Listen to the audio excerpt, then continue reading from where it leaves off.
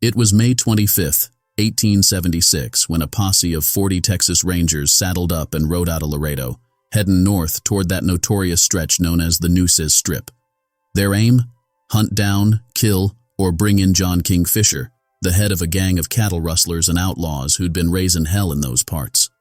These Rangers weren't just any lawmen, they were part of an elite outfit called the Special Force. Under the command of the famed Leander McNelly, this crew had been charged with bringing some good old law and order to that rough-and-tumble strip of South Texas, stretching between Corpus Christi and the Mexican border.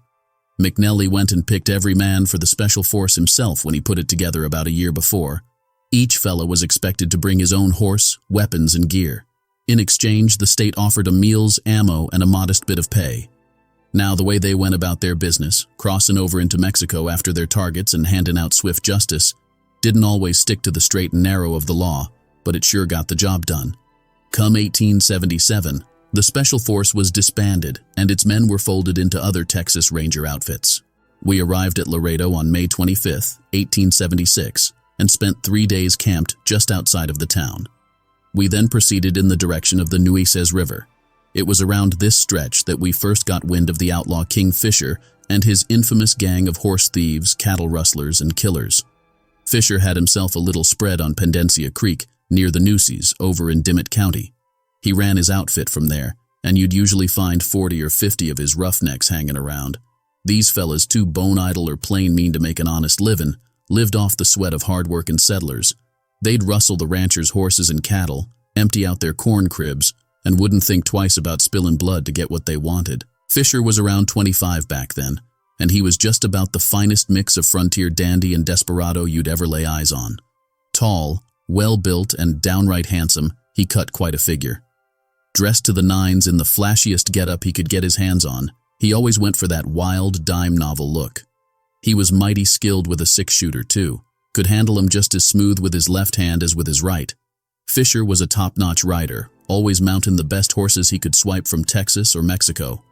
Among them outlaws, these stolen horses went by the name wet stock, meaning they were swiped across the Rio Grande, either lifted from Texas and swum over to Mexico or stolen from Mexico and brought back into Texas. When the Rangers located Fisher's ranch house, they split into two groups and moved in from opposite sides. There were only 9 of those outlaws holed up there at the time, but they were about as rough a bunch of cutthroats as you'd ever find. Here is the lineup, the individual referred to as J.K. King Fisher himself. Bird Obenchain, alias Frank Porter, who was sought for homicide and cattle rustling. Warren Allen, who fatally shot a black man in a Fort Clark bar for merely drinking there. Horse thief Bill Templeton. And lastly, Will Wainwright, Jim Honeycutt, Wes Bruton, Al Roberts, and Bill Bruton. Each one had a price on his head for more crimes than you could count. Just a few weeks before we hauled him in, King Fisher and Frank Porter pulled off a job on their own, rustling a herd of cattle from 6 Mexican vaqueros driving the stock near Eagle Pass. Fisher and Porter circled around that herd and gunned down all 6 of those Mexicans, leaving them for dead. They were buried together in one spot, and I've seen it myself. Folks took to calling it Frank Porter's graveyard. When the time was right, we all charged the house at a full gallop, 6 shooters drawn and ready. There was a fence standing in our way, but our horses cleared it like they were chasing hounds. And before Fisher and his gang even knew what hit them, we were bearing down on them from 100 yards out. Most of those outlaws were sitting around playing poker under the shed that stretched out in front of the ranch house. Soon as they saw us coming, they jumped up and made a dash for the main house to grab their guns. But before half of them could make it through the door, we had them surrounded, our 6 shooters cocked and aimed right at their heads. Either you give up or you are murdered. Bird Obenchain, better known to his gang as Frank Porter, was Fisher's right-hand guy. McNelly yelled at Fisher as he stood halfway in the doorway.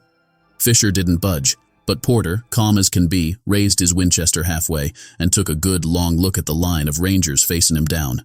"Drop that gun!" McNelly shouted. "I threaten to put you down if you don't stop."